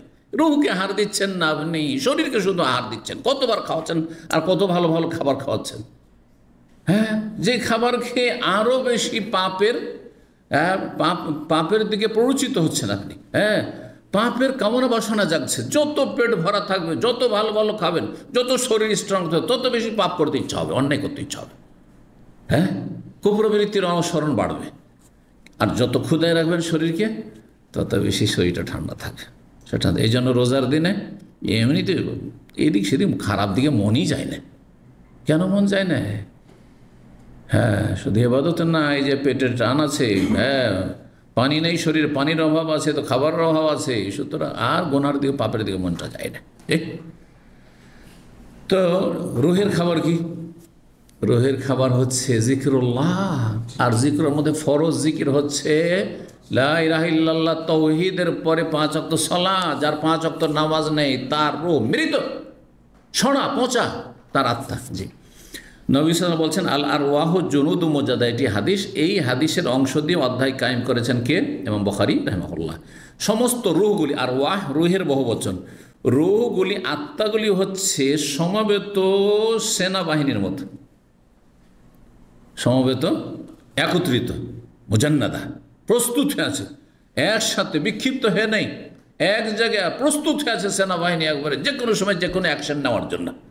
এইরকম হচ্ছে রূহগুলি একসাথে। সমস্ত মানব জাতির রূহগুলি হচ্ছে সমবেত সেনাবাহিনী স্বরূপ। 3336 নম্বর হাদিস, মায়েশা রাদিয়াল্লাহু তাআলা আনহা বর্ণিত। তিনি বলেন, সামিআতুন নবী সাল্লাল্লাহু আলাইহি ওয়াসাল্লাম ইয়াকুল, আমি নবী সাল্লাল্লাহু আলাইহি ওয়াসাল্লামকে বলতে শুনেছি, আল আরওয়াহু জুনুদুম মুজান্নাদা, রূহগুলি, আত্মাগুলি হচ্ছে সমবেত সেনাবাহিনী স্বরূপ। যেমন একত্রিত সেনা দল, যেমন ঠিক ওই রকমই রূহগুলি আলামুল আরওয়াহ, যে রূহের জগৎ ছিল দুনিয়া আসার আগে, সেখানে ঠিক ওই রকমই ছিল। আমাদের সৃষ্টির অনেক আগে আল্লাহ কি করেছেন? রূহকে সৃষ্টি করেছেন। আর আলামে আরওয়াহতে, রূহের জগতে ছিল, আত্মার জগতে, সেখান থেকে তখন রূহ দেওয়া হয়, তাই না? তো এই রূহের জগতে যে তারা ছিল, সেখানে সব একসাথে ছিল, সব একসাথে সেখানে ছিল। আচ্ছা, সেনাবাহিনী যে ক্যান্টনমেন্টে থাকে, সবার সাথে পরিচয় ঘটে। হাজার হাজার সেনাবাহিনী, জরুরি সবার সাথে পরিচয় হবে। কারোর সাথে খাতির জমেছে, আশেপাশে থেকেছে, অথবা দেখা সাক্ষাৎ হয়েছে, সে একটু আপনাকে সালাম দিয়েছে, একটু হাসি মুখে কথা বলেছে, আপনি গিয়ে কথা বলেছেন, আর কেউ কথা বলেনি, সালাম দেয়নি, আপনিও তার সাথে পরিচিত হননি, আছে কি না? ঠিক রুহের জগৎটা বলছেন ওই রকমই। রুহের জগতে যার যার সাথে পরিচিতি ঘটেছে, দুনিয়া আসার পরে তার সাথে মিল মহাব্বত হয়েছে, দেখা সাক্ষাৎ হয়েছে, আর দেখা সাক্ষাৎ হলে ভালোবাসা জন্মেছে, তার সাথে দেখা সাক্ষাতের আগ্রহ বেড়েছে, এর সাথে একটু খাতির রাখি, এর সাথে চলাফেরা করি, ওঠা বসা করি। আর যার সাথে রুহের জগতে অপরিচিত থেকেছে, রুহের জগতে দেখা সাক্ষাৎ নেই, ওর সাথে কোনো যোগাযোগ হয়নি, দুনিয়া আসার পরেও দেখা সাক্ষাৎই হবে না, আর না হলে দেখা সাক্ষাৎ হলে ওর সাথে মতের মিল হবে না। হ্যাঁ, শুধু কি হবে, আপনি যেটা বলেন তার উল্টো চলবে। এখন এইরকম রূহ বিশিষ্ট যদি আপনার স্ত্রী হয়ে যায় বা কোনো মহিলার স্বামী হয়ে যায়, তো কত বড় বিপদ। আপনি বলছেন ডান দিকে, বলছে বাম দিকে, হ্যাঁ জেদি, হ্যাঁ কথাই মিল হয় না। আপনি যদি বলেন এটা খাবো, বলছেন না আজকে এটা না ওইটা খাবো, আরে কোনোদিন আমার কথা থাকছে না, বালা মুসিবতে। এইরকম আসলে রহস্যটা এখানে এরকমটা হয়েছে, যে জন্য মিল আর হইল না। এত পরিবার ভালো, দেখছেন শ্বশুর পরিবারও মাশাআল্লাহ ভালো, আপনার পরিবারও ভালো, আপনারও আখলাক ভালো, তাদেরও আখলাক চরিত্র সবই ভালো, কিন্তু মতের কেন মিল হচ্ছে না, আর ভালোবাসা কেন হচ্ছে না?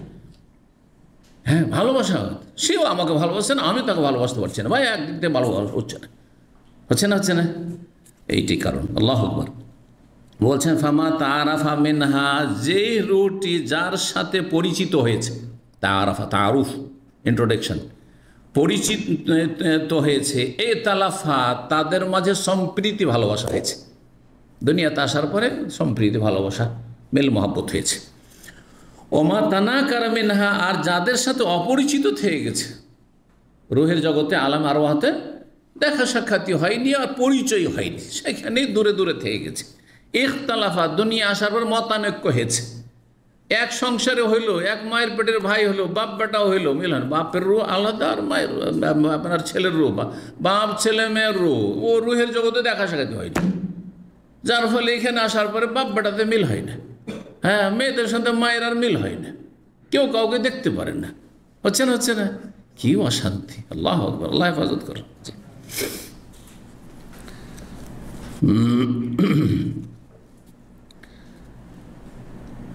3 নম্বর অধ্যায় বলছে বাবু কওলিল্লাহি আযজা ওয়া জাল্লা। এই অধ্যায় হচ্ছে মহান আল্লাহর বাণী সম্পর্কে। ওয়ালাকাদ আরসালনা নূহান ইলা কওমি, নিঃসন্দেহে আমি নূহ আলাইহিস সালামকে তার সম্প্রদায়ের কাছে প্রেরণ করেছিলাম। সূরা হুদের 8 নম্বর 25 রয়েছে। নূহ আলাইহিস সালামকে তার সম্প্রদায়ের কাছে প্রেরণ করেছিলেন। কতদিন ধরে তিনি দাওয়াত দিয়েছিলেন? কোরআনে কারীমে রয়েছে, কোরআন ফালাবিসা ফিহিম আলফা সানাতিন ইল্লা 50 আমান, 50 কম 1000 বছর তাদের মাঝে তিনি নবী হয়ে অবস্থান করেছেন। 950 বছর ইসলামের দাওয়াত দিয়েছেন, কিন্তু তারপর আমা আমানা মাহু ইল্লা কালিল। আল্লাহ কোরআন আয়াতে বলছেন অল্প কয়েকজন, হাতে গোনা কয়েকজন ইসলাম গ্রহণ করেছে। তাহলে আমি আপনি কে? আপনি গ্রামে গিয়ে আপনার পরিবারে আপনার বংশধরে গিয়ে আপনি দিনের কথা বললেন, কেউ আপনার দাওয়াতে সাড়া দিল না, আপনি মনোকষ্ট নেবেন না। এত বড় বড় নবী রসুল, আল্লাহ আকবার, শ্রেষ্ঠ রসুল নূহ আলাইহিস সালাম রসুল, শুধু নবী না। 950 বছর কত তিনি দিনের দাওয়াত দিয়েছেন। একজন নবী, কোনো তুলনাই চলে না কোনো আলেমের সাথে। আজকে পৃথিবীর কোনো আলেমের সাথে তুলনা চলে না। হ্যাঁ, কোনো আলেমের একটা সাধারণ নবীর সাথে তুলনা চলে না। নবী আল্লাহর পক্ষ থেকে ওই আসছে, তার ইমান ইয়াকিন কত মজবুত, আর তিনি দাওয়াত দিচ্ছেন, তারপর কেউ ইসলাম গ্রহণ করেছে। তাহলে মানুষের স্বভাব কত যে শক্ত, হ্যাঁ, কত যে মানব জাতি নিষ্ঠুর, মানব জাতির ভালো দিকের সাথে খারাপ দিক যে কত রয়েছে। আল্লাহ আকবার, আল্লাহ হেফাজত করুন অনিষ্ট থেকে। তো আব্দুল্লাহ বিন আব্বাস রাদিয়াল্লাহু তাআলা বলছেন এই সূরা হুদে রয়েছে বাদিয়ার রায়। বাদিয়ার রায় কাদেরকে বলেছিল? হ্যাঁ, এই জাতির লোকেরা, জাতির লোকের নূহ আলাইহিস সালামকে বলেছিল যে আপনি মা যাহারা লানা, বাদিয়ার রায় মানে মত, আর বাদিয়া মানে যেটা প্রকাশ থাকে মানে যেটা আমাদের কাছে প্রকাশ পাচ্ছে যে আপনি হ্যাঁ নির্বোধ মানুষ, এগুলো কি কথা বলতে আসছেন আপনি।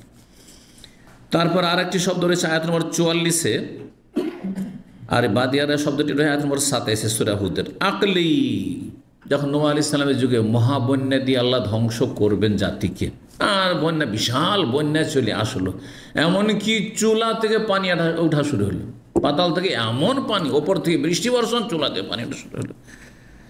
তারপরে যখন প্লাবিত হয়ে সব ডুবে ধ্বংস হয়ে গেল, নূহ আলাইহিস সালামের দেশ ছিল ইরাক, কিন্তু ইরাকে খুব প্রাচীন ইতিহাস, ইরাক নূহ আলাইহিস সালামের এলাকা ছিল ইরাক বলা হয়েছে। তো আল্লাহ বলছেন বৃষ্টি থামছে না, বৃষ্টি যদি অর্ডার করে দিয়েছে থামছে না যতক্ষণ আল্লাহ হুকুম না করছেন। আকলেই মানে থেমে যাও, এই জন্য বলছে আকলি মানে আমসে কি, থামো, আর বৃষ্টি বর্ষিও না তুমি। তারপরে বলছেন যে ওয়াফারাত তান্নুর, আয়াত নম্বর 40-এ রয়েছে ফারাত তান্নুর। তান্নুর মানে হচ্ছে, এখানে কিন্তু তান্নুর বলছে চুলাকে, তাই না? চুলা থেকে পানির ফোয়ারা ওঠা শুরু হয়েছে। হ্যাঁ, পানি না বা আলমা, পানি যেন বেরিয়ে আসছে ফোয়ারার মতো প্রত্যেকে চুলা থেকে। ইকরামা বলছেন, হ্যাঁ ইকরামা আর একটি তফসির করেছেন, ফারাত তান্নুর মানে ওয়াজহুল আরদ। এখানে তান্নুর মানে চুলা তিনি করেননি, বরং ভূপৃষ্ঠ থেকে, জমিন থেকে, সব জায়গা থেকে পানি নিচে থেকে উঠছে আর ওপর থেকে পানির বর্ষণ হচ্ছে। আল্লাহ কালাম মজাদ প্রখ্যাত তাবি ইমাম মুজাহিদ বলছেন ওয়াস্তাওয়াত আলাল জুদি। জুদি কি জিনিস? আয়াত নম্বর 44 রয়েছে। নূহ আলাইহিস সালামের বিশাল পানি জাহাজ ছিল না, যা তিনি তৈরি করেছেন আল্লাহর হুকুমে, আর তারপরে তাতে সব যারা মমিন মমেনাত অল্প কিছু লোক ছিল নর নারী, তাদেরকে উঠিয়ে নেওয়া হয়েছিল, আর কাফেররাকে কাউকে ওঠানো হয়নি যেহেতু তাদের জন্য ছিল না। আর প্রত্যেক পশু পাখি থেকে এক জোড়া করে নর নারী উঠিয়ে নেওয়া হয়েছে, যাতে করে এই প্রজন্ম ধ্বংস না হয়ে যায়। তারপরে যখন বন্যা কমলো, তখন এই জাহাজটি গিয়ে থামলো জুদি নামক পাহাড়ে, জুদি নামক পর্বতে। এই জুদি পর্বত কোথায় রয়েছে? এখানে তাফসীর কারক ইমাম মুজাহিদ বলছেন জাবালুন বিল জাজিরা, আরব উপদ্বীপের একটি পাহাড়ের নাম জুদি। তাহলে আরব উপদ্বীপে কোথাও সেই পাহাড়টি, কিন্তু অনেক আজকালকার বিশেষজ্ঞরা বলছেন যে জুদি পাহাড়টি তুরস্ক রয়েছে, যদি পাহাড়টি তুরস্ক রয়েছে, আল্লাহ তাআলা আলাম। আবার এক নামে একাধিক পাহাড় থাকতে পারে, এক নামে একাধিক পাহাড় থাকতে পারে। যেমন এর আগে বলেছি যে সৌর পাহাড় যেটি পর্বত, বড় পর্বত, সেটি তো মক্কায়, কিন্তু সৌর একটি পাহাড় রয়েছে কোথায়? মদিনায়, যেটা ষাঁড়ের মতো, আর যেটাকে হারামের একদিকের বর্ডার বলা হয়েছে। হ্যাঁ, আল মদিনা তো হারামুন মা বাইনা আয়ের এলা সৌর, ওর পাহাড়ের পিছনে একটি পাহাড় রয়েছে। তারপরে বলছেন দাব মেসলা দাবে কওমে নূহ আলাইহিস সালামের জাতির অভ্যাসের মতো। দাবন মানে অভ্যাস, দাবন মানে অবস্থা। তাহলে দাবন মানে অভ্যাসও হয়, আর দাবন মানে অবস্থা, এখানে হাল অভ্যাসের অর্থ করেছেন। তারপরে আয়াত রয়েছে ওয়াতলু আলাইহিম নাবা নূহ, তাদেরকে পড়ে শোনা নূহ আলাইহিস সালামের সংবাদ মানে কাহিনী। ইজ কালা, যখন তিনি বলেছে, ইজ কালা লিকওমি, নিজ সম্প্রদায়কে, ইয়া কওমি, হে আমার সম্প্রদায়, ইন কানা কাবুরা আলাইকুম মাকামি ওয়া তাযকিরি বিআয়াতিল্লাহ, তোমাদের মাঝে আমার অবস্থান এবং আমার উপদেশ আল্লাহর আয়াত দিয়ে যে তোমাদেরকে দিচ্ছি, এটি যদি তোমাদের জন্য কষ্টকর হয়। কাবুরা আলাইকুম, কষ্ট লাগছে, আপনাদেরকে দিনের কথা বলছি, কষ্ট লাগছে, এই কথা বলছেন নূহ আলাইহিস সালাম। আমি যে আপনাদের মাঝে বসবাস করছি, এইটা কি আপনাদের জন্য কষ্টকর হয়ে গেছে, আপনাদের ক্ষতি করছি? তাহলে আমি আল্লাহ ভরসা করছি, আর কিছু বলার নেই। আমি আত্মহিতাকাঙ্ক্ষী, আপনাদের জাহান্নামের রাস্তা দিয়ে মুক্ত করার চেষ্টা করছি, নাজাতের চেষ্টা করছি। তারপরে দুনিয়ার আযাব, আল্লাহর আযাব নেমে আসবে, তার থেকে রক্ষা করার চেষ্টা করছি। আর আমাকে এত খারাপ মনে করছেন যে আমি আপনাদের মধ্যে যেন আপনাদের জন্য বিপদ হয়ে গেছি। হ্যাঁ, আমার অবস্থান যেন আপনাদের জন্য বিপদ হয়ে গেছে। তো এই বলে তিনি উপদেশ দেন, কত ভাষা দিয়ে, বিভিন্ন ভঙ্গিমা, বিভিন্ন ভাষা দিয়ে বোঝাবার চেষ্টা করেছে। কিন্তু জাতির অন্তরে যখন মোহর লেগে যায়, আর মানুষ যখন পাপ করতে করতে সীমালঙ্ঘন করে, তখন আর হেদায়েত নসিব হয় না, আল্লাহর মায়ের পড়ে। তখন আল্লাহর মার হচ্ছে, মানুষ যখন সীমালঙ্ঘন করে পাপ করতে করতে আর সংশোধন করতে চায় না, তখন আল্লাহ নসিব করেন না তার হেদায়েত। জি, তো এই ছিল এলা কওলি মিনাল মুসলিমিন, সূরা ইউনূস আয়াত নম্বর 71 থেকে 72। ইন্না আরসালনা নূহান ইলা কওমিহি, তারপরে সূরা নূহের আয়াত নম্বর 1 থেকে শুরু করে ইলা আখিরিস সূরা, শেষ আয়াত পর্যন্ত। রব্বি লা তাযার আল আরদ মিনাল কাফিরিনা দাইয়ারা ইন্নাকা ইন তাযারহুম ইয়াদুল্লু ইবাদাক ওয়া লা ইয়ালিদু ইল্লা ফাজিরান কাফারা রব্বিগফিরলি ওয়া লিওয়ালিদাইয়া ওয়া লিমান দাখালা বাইতিয়া মুমিনান ওয়াল মুমিনিনা ওয়াল মুমিনাত ওয়া লা তাজিদিজ জালিমিনা ইল্লা তাবারা। এই ছিল শেষ, এই আর কি। তো তারপরে বেশ কিছু হাদিস রয়েছে, সুতরাং আর লম্বা না করে এখানে আলোচনা শেষ করি। ওয়াজাযাকুমুল্লাহ খাইরান ওয়া সাল্লাল্লাহু সাল্লাম নবিয়ানা মুহাম্মদ ওয়া আলা আলিহি ওয়া সাহবিহি আজমাইন। ইন্নাল মুসলিমিনা ওয়াল মুসলিমাতি ওয়াল মুমিনিনা ওয়াল মুমিনাতি ওয়াল কানিতিনা ওয়াল কানিতাত والقانتين والقانتات والصادقين والصادقات والصابرين والصابرات والخاشعين والخاشعات والخاشعات والمتصدقين والمتصدقات والصائمين والصائمات والحافظين فروجهم والحافظات والذاكرين الله كثيرا والذاكرات أعد الله لهم مغفرة وأجرا